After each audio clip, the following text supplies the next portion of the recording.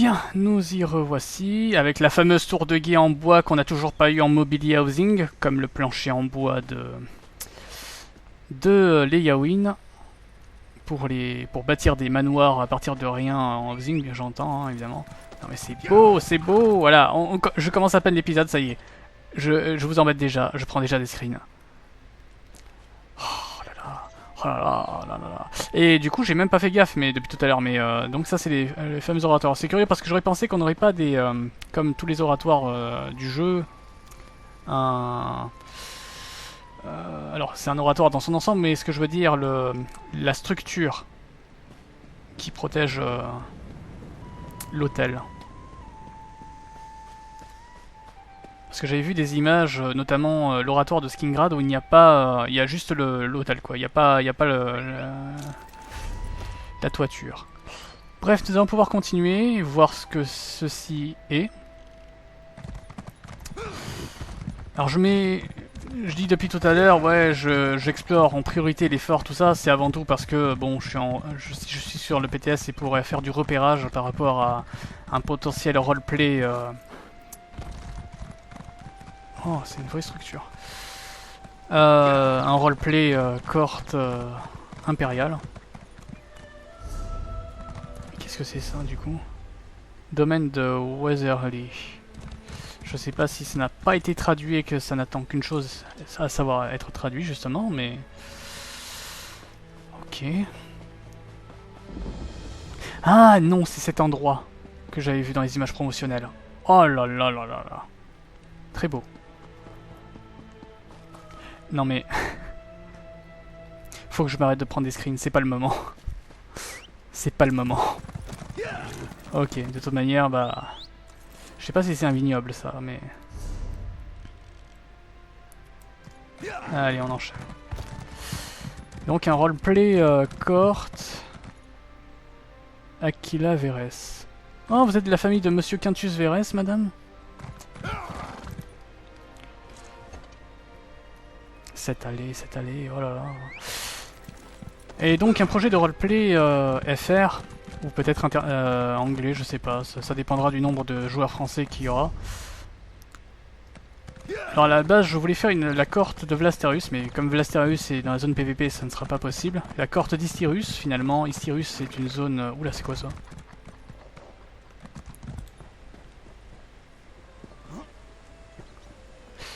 Les gars, vous n'avez rien à faire ici, hein. Je vais pas les attaquer parce que je n'ai pas les compétences sur mon personnage. Mais... D'accord, des soldats de l'Alliance qui, voilà, comme ça, escortent un prisonnier du domaine. C'est curieux, ok.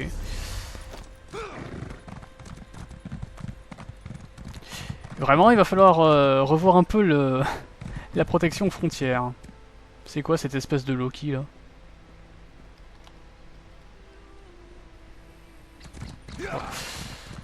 Enfin Loki, je dis une connerie. Hein.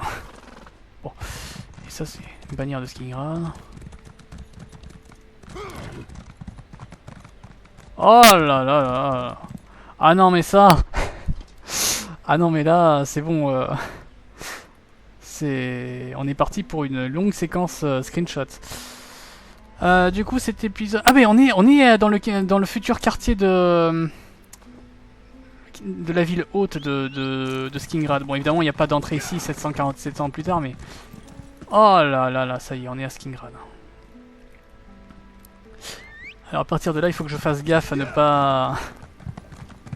Qu'est-ce que c'est que ça? On se croirait aux verrières de Biote. Ah bah oui, c'est une verrière. Ah, c'est cool, ça. Il y aura des... Oh... Je vais... Non.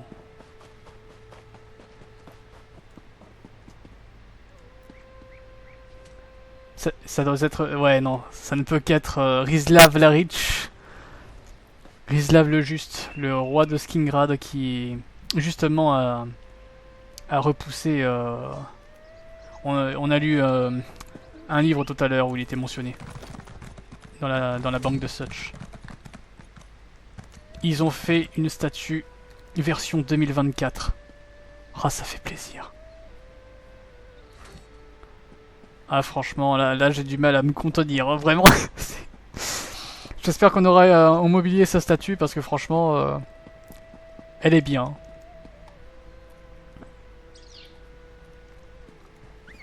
Et ouais, ma crainte, vu qu'il n'y avait pas le quartier de la ville haute de construite, c'était que nous n'ayons pas la... Nous n'ayons pas une statue de... Enfin, oui, la statue de Rizlav ne soit pas présente quoi finalement. Qu'est-ce que c'est que ça? On recherche des mercenaires. Ouais non, là je suis pas un mercenaire, je suis un visiteur. Et donc ouais, la fameuse route d'or que l'on connaît. Alors je vais faire gaffe de pas passer sous les ponts parce qu'apparemment c'est ça qui fait bugger. Je suis content que les gardes du comté soient tous... Ah ouais. Ouais, voilà. Ça me fait plaisir qu'ils aient conservé cet aspect-là de la ville. Parce qu'il faut bien comprendre que... dans 747 ans, bon là, il n'y a pas de machicoulis visiblement. Ça, c'est un gros point noir par rapport à la version TES4. D'ailleurs, ouais, c'est vrai qu'il y a normalement il y a une entrée ici. À peine tu rentres, tu te fais cueillir par les archers là-haut, plus les remparts ici et là. Bon, là, il n'y a pas de remparts. Pour accéder à la ville, c'est la même chose de l'autre côté. Ici, là-bas, c'est la même chose. Sauf que pour accéder dans la ville, 747 ans plus tard, t'es obligé de passer par tous ces étapes-là, les archers, ensuite les machicoulis, et de passer, voilà. Ici, c'est l'unique accès par le quartier sud, et de l'autre côté, ici, c'est l'unique accès par le quartier de la ville haute, au nord. Et pour aller au château, t'es obligé de passer dans ce quartier-là, et d'aller tout au bout là-bas, et... Bref, je vais éviter d'y aller parce qu'apparemment ça fait planter. Voilà. Tu passes sur la colline ici, et là tu arrives au château. Bon là maintenant le château il a 2 accès. Alors voyons voir un peu tout ça. Ah je suis impatient. Allez peut-être que cette vidéo ça va être Skingrad, et que Skingrad. C'est... Alors bien sûr, si vous attendiez à retrouver le même Skingrad que dans TES4, vous risquez d'être un peu déçu au départ. Mais poulala! Oh cette atmosphère! Oh c'est médiéval, c'est trop bien! Oh! Ah non mais là... On a la meilleure ville du jeu les gars. Oh là là. Ah, je vais m'abstenir mais de dire des choses, mais ces portes verrouillées, voilà quoi, à un moment donné. Les Ramil, pour l'histoire principale.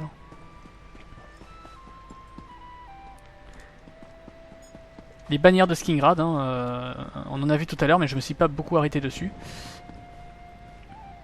Elles sont, à mon sens, un peu trop richement décorées pour du colovien, qui sont vraiment brut de décoffrage. Mais comme c'est Skingrad, je pardonne. Non pas parce que j'aime cette ville et tout ce qu'elle représente à l'époque de Tezo, mais vraiment parce que c'est une ville riche et on le voit d'ailleurs sur leurs bâtiments. On a des petits ornements décoratifs. Là où Korol et les autres villes, généralement, c'est vraiment des motifs linéaires, bruts. Attends, encore une autre ruelle. Oh là là. Et c'est là les ateliers? Ouais, c'est là les ateliers. Oh, le coin il est sympa. Hein. Non mais... Non mais... non mais... Ah ouais. Généralement, mon étonnement, c'est surtout parce que dans ce jeu-là, souvent, les villes, les bâtiments, c'est des blocs qui sont séparés. Mais là, ils sont collés, quoi. Ils sont... Non mais... J'en perds mes mots.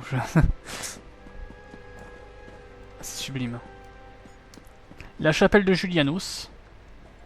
Attends, je vais prendre un petit screen quand même de la chapelle.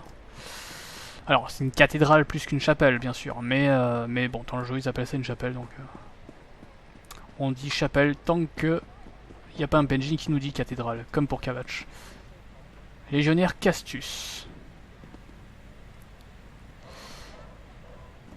C'est quoi cette coupe de cheveux?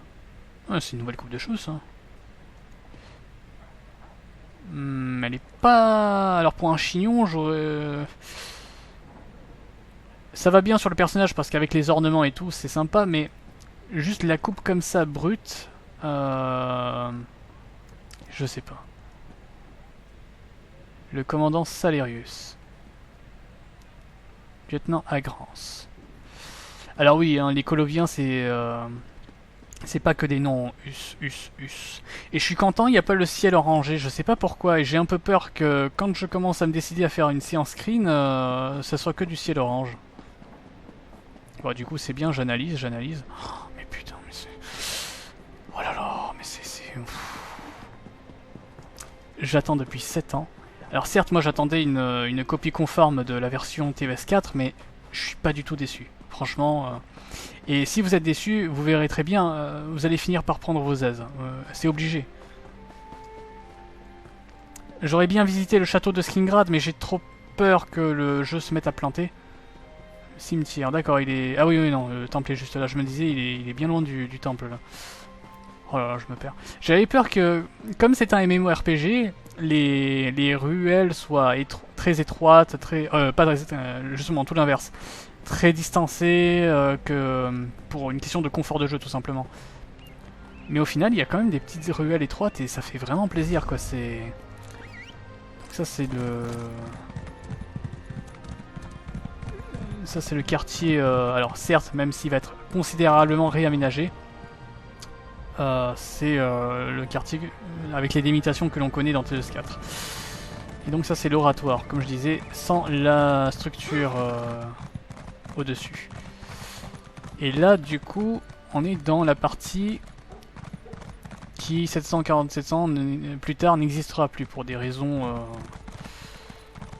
diverses. J'imagine un grand incendie, des légionnaires. Oh là les gars, gardez les frontières là. Honorata. Ah, Honorata. Alors ta sœur ou ta fille, elle est morte. En mission. Falco. C'est marrant parce que en RP j'ai connu un légionnaire qui s'appelait Falco. Zedrich. Ça c'est très colovien comme nom, monsieur. Non, ça me fait plaisir. Oh là là, non mais vraiment. C'est qui ça? Alors ça c'est pas un légionnaire, c'est un Tan de solitude, à moins que ce soit juste une tenue parce que c'est des classes, ils lui ont mise.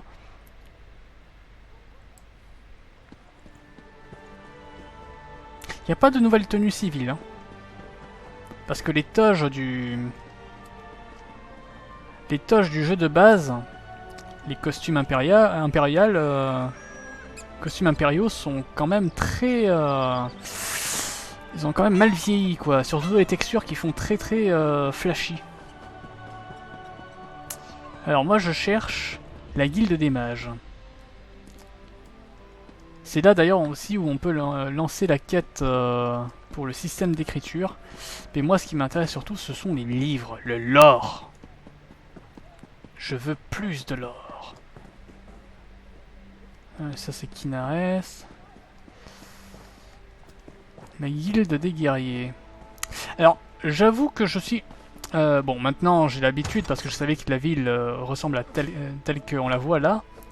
Oh là là, oh là là. Mais, à la toute base, les premiers datamines... Il n'est pas de César. Ok. Les toutes premières datamines des structures... Pour la Colovie, il y avait des bâtiments qui étaient concrètement c'était des remakes des structures comme ceux de la Guilde des Mages et de la Guilde des Guerriers, mais de TVS4, de la ville de Skingrad. Et finalement, à mon grand étonnement, ce n'est pas... Bah, à mon grand étonnement, ils ont fait de nouvelles structures. Peut-être qu'au départ, ils voulaient vraiment faire la même ville, mais ils ont abandonné l'idée. Alors je sais pas si c'est un membre de la guilde des guerriers ou si c'est un légionnaire vu l'armure, mais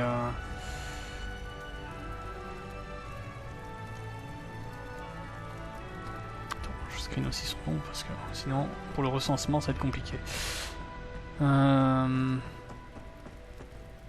oui, non, il y a vraiment des légionnaires. Une elfe des bois. C'est marrant, ça. Et toi, ça te dérange pas qu'on vienne envahir ta patrie? Ok. Ok. Pas de César, ouais, bon, ça c'est les mêmes bouquins. On va visiter le mobilier après, hein. Enfin, on va regarder ça de plus près, en détail. Alors, la guilde des guerriers est là, donc la guilde des mages ne devrait pas être loin.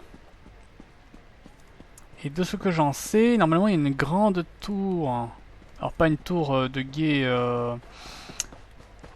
des structures de la ville, mais... Ah, voilà, celle-là. Elle est mastoc, cette tour. Motif floral, mais je sais pas ce que ça représente. Je pensais que c'était un symbole vraiment nibonné, alors que les Coloviens c'était plus la fleur de lys, mais... Ah oui, ça c'est donc la quête de... La fameuse quête du système d'écriture. Travail. Alors... Par ici, initié. Guilde des mages.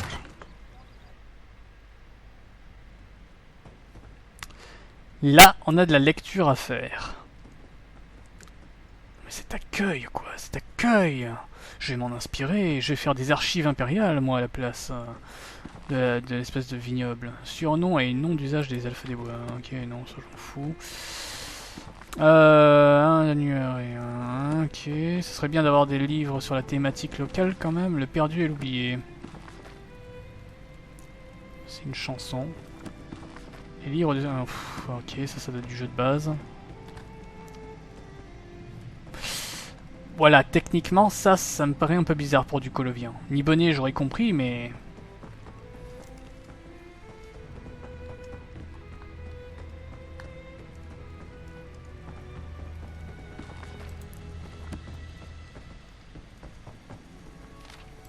Les peuples élus Aldmeri. Non, ça c'est la date du jeu de base. Oh, dites-moi là. Oh. Compagnie noire, déserteur ou mercenaire. Ah, ça c'est intéressant. Un rapport préparé pour la tribune Alia Idolus, qu'on a vu tout à l'heure d'ailleurs, par le légionnaire Caepio, de la cohorte de la tribune. Ça a été fait à la va-vite, j'ai l'impression. Une nouvelle menace émerge dans les terres sauvages du Wild occidental. Des soldats de toutes les alliances de la guerre des trois étendards ont déserté en nombre record. Si la plupart ont fui le plus possible pour éviter les châtiments de leurs supérieurs, quelques-uns ont formé une bande de mercenaires appelée la Compagnie Noire. Ça serait peut-être ça qu'on a vu tout à l'heure là sur la route. Les deux de l'alliance qui escortaient... Ouais, ça me paraît bizarre parce qu'ils sont pas dans leur juridiction quoi. Certaines preuves indiquent que ces mercenaires occupent des bâtiments abandonnés dans tout le Wild et montent des camps depuis lesquels ils coordonnent leur pillage et rapide contre les fermes et caravanes proches. Certains ont trouvé emploi comme soldats de fortune, notamment pour Dame Raxali à la carrière d'Ontus. Ouais, c'était par là justement qu'on était allé, je crois. Je n'ai pas encore découvert qui dirige ce groupe, qui a conservé une partie de ses habitudes militaires. Cela me peine, mais on trouve même d'anciens légionnaires dans leur nombre, ainsi que des soldats autrefois membres du pacte de Cureben, du domaine et de l'Alliance. C'est incroyable, mais ces anciens ennemis jurés se sont alliés pour s'en prendre aux habitants du Wild. Ah oui, bon, il va falloir faire le ménage. Je sais que nous manquons encore de ressources, mais je pense que si nous ne nous chargeons pas rapidement de cette compagnie noire, elle sera bientôt trop forte pour nous. J'arrive. La noblesse du vol, ça c'est un vieux livre. La compagnie noire, encore? Mais proposez-nous d'autres livres, bon sang. Est-ce qu'il y a un livre ici, une bibliothèque? Non. Ouais, peut-être à l'auberge éventuellement. Ça là-bas on a vu. Oui, on a vu. Ça oui. Bon là c'est bizarre, on a les musiques de l'île haute. Le temps s'est couvert.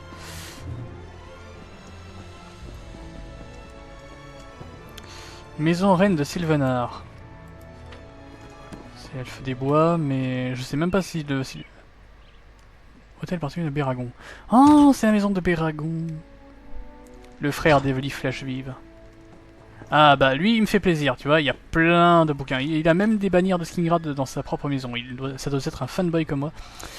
Ça je m'en fous. La route d'or, itinéraire d'un marchand. Intéressant.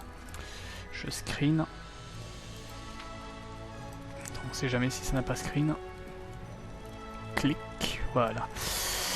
Parta Citane Vano, j'ai été bien des choses au cours de ma vie. Soldat de fortune, aubergiste, joueur professionnel, même courtisan pour certaines nobles nibonaises. Mais il y a 3 étés de cela, je me trouvais avec un besoin impérieux de quitter la cité impériale, sans aucun or en poche. De désespoir, je m'engageais comme garde de la première caravane que je trouvais pour partir à l'ouest. Mon nouvel employeur était une argonienne borgne et bourrue appelée Tibatei. Si nous atteignons... ouais. Tibatei, je vois cœur enclume, je me demande si c'est pas celle que l'on croise pour une quête de la confrérie noire. Ah ouais, il nous prime vers le sud de la route du cercle rouge. Ok.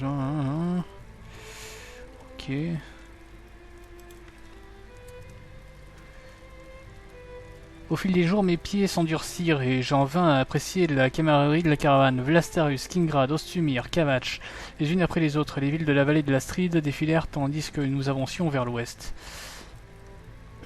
De Godshaw. Ah, donc ça date de quand? On sait pas. Parce que l'auberge de Godshaw a été rasée en 579, si je dis pas de bêtises. Avec le massacre de la seule cohorte de la 2ème Légion qui était au service de Carolus. Nous quittâmes le Wild occidental pour entrer dans la Côte d'Or. Ah, d'accord, donc lui il considère que l'auberge de Godshaw c'est vraiment la frontière avec le Wild occidental comme dans TVS4. À peu près. Ce n'est pas exactement là la frontière, mais ok.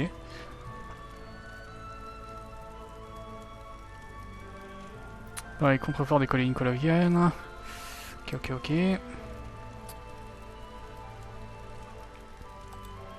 Bon. Je veux voir de la documentation militaire. Hein. Ou d'état. Là encore. Ouais, les aimants, toujours les mêmes livres. Hein. Béragon collectionne les mêmes livres à chaque fois, c'est pas possible ça. Un joueur ici, j'imagine que c'est pour la quête. Eh ben, Béragon, il a une ville de luxe. Hein. Je crois que c'était justifié après une bonne action qu'il a fait. Saga de la rébellion de Varenne. Ouais, non, ça c'est le même livre qu'on a lu tout à l'heure. Ce serait bien qu'on ait les autres volumes quand même. Vérité de la mer de la nuit. Bon, ça va dater du DLC sur la Côte d'Or, la confrérie noire.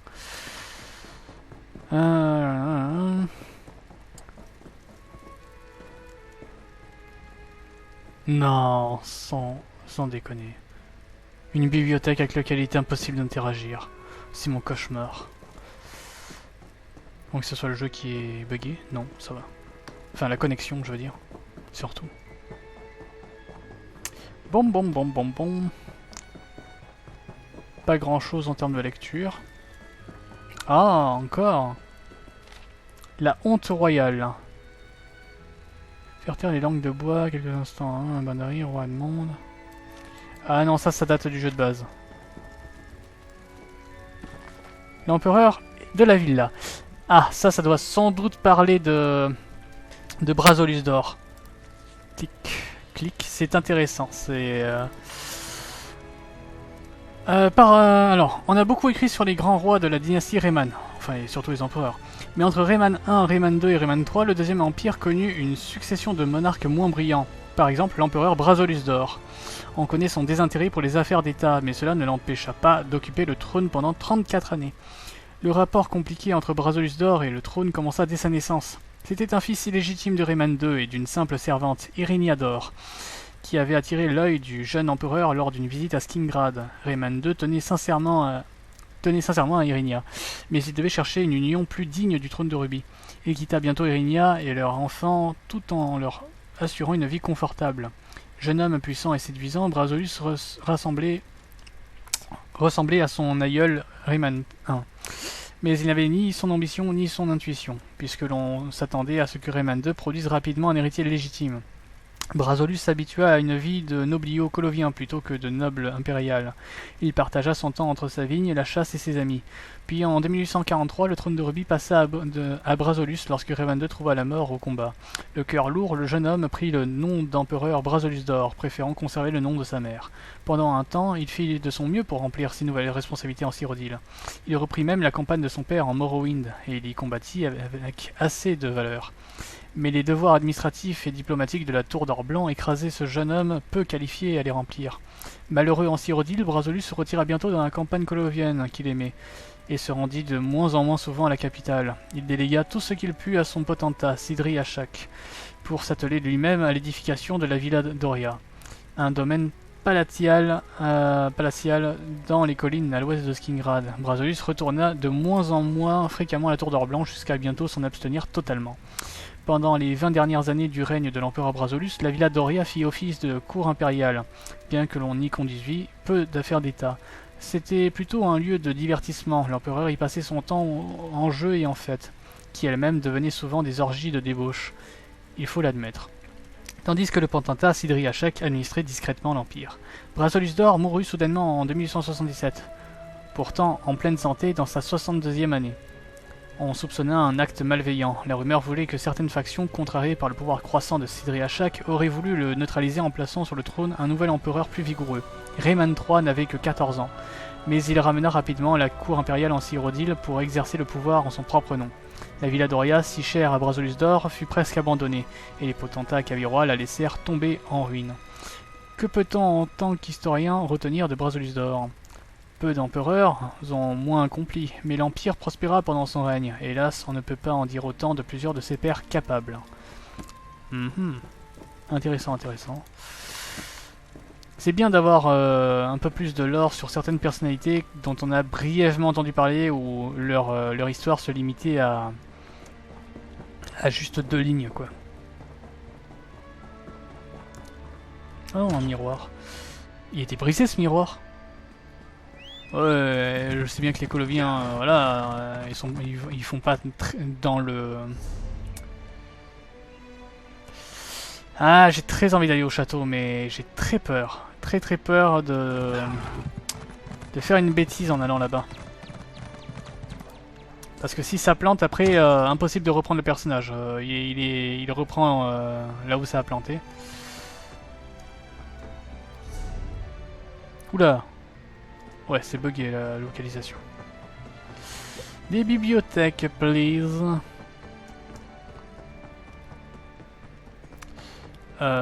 D'accord. Il faut pas mettre ces bannières pour indiquer que c'est une taverne quand c'est pas une taverne, mais une réserve. Ok. Salle à manger. Ou alors c'est vraiment une auberge, mais... J'avoue que... Le repos fertile. Ok.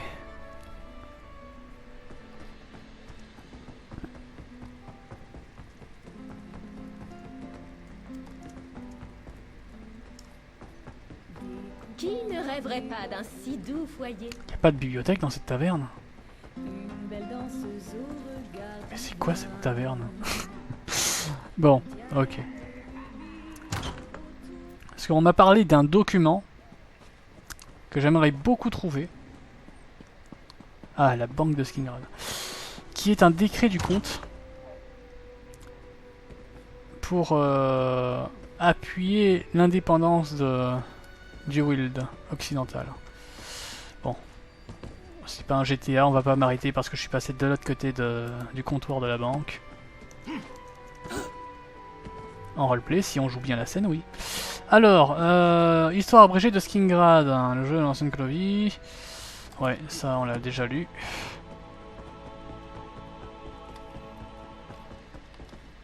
Oh, il n'y a pas beaucoup de livres. C'est quoi ça? C'est du jus d'orange, du jus de banane. C'est du miel. Ouh.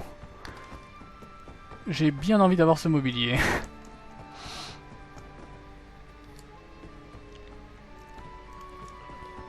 Je fais pas beaucoup attention au PNJ, il faudrait que je prête un peu plus attention à ça, parce qu'il y a des noms de famille, peut-être que ça fait écho à des PNJ de la Légion de cette région-là qu'on a déjà croisés. Non, porte verrouillée. Ok, ok. Bon, bah j'imagine qu'on n'en saura pas plus. Ça, c'est le repos fertile, n'est-ce pas? Oui, c'est ça. C'est une dinguerie.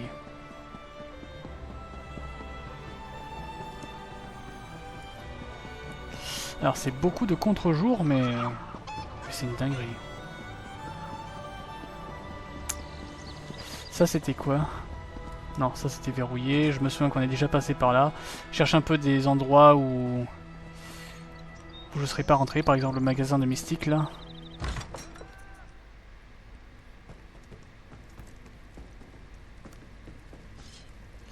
J'avais aussi les armes qui sont exposées parce qu'on peut les voler, mais des fois j'aimerais bien trouver un bâton impérial tier 5. Contrat de Havre-Glace, ça j'en fous. Héritage à la guerre du dragon, mais ça doit dater de... des lames. Ça c'est une erreur. L'ordre des lames n'existe pas encore. C'est encore la guerre du dragon. Dans le doute, allez hop, je mets... je screen. Garde du dragon qui vient d'être restaurée en Elsewhere d'ailleurs. Dans la quête... dans l'histoire principale de Dragonhold. Dans le sud d'Elsewhere. Bon. Sergent Corvus.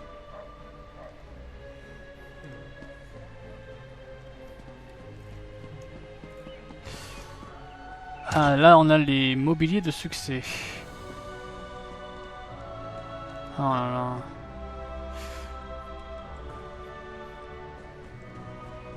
Ouais, non mais c'est vraiment du mobilier trop luxueux. C'est vraiment Skingrad, hein.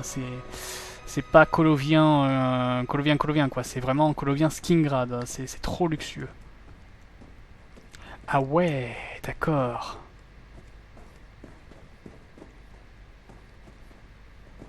Ah mais c'est vrai qu'il y a Dioclésia de Skingrad. Mais je sais pas si on la verra. Les cyprès automnaux. Je regarde rapidement ces mobiliers là, qu'on ne peut acheter qu'ici.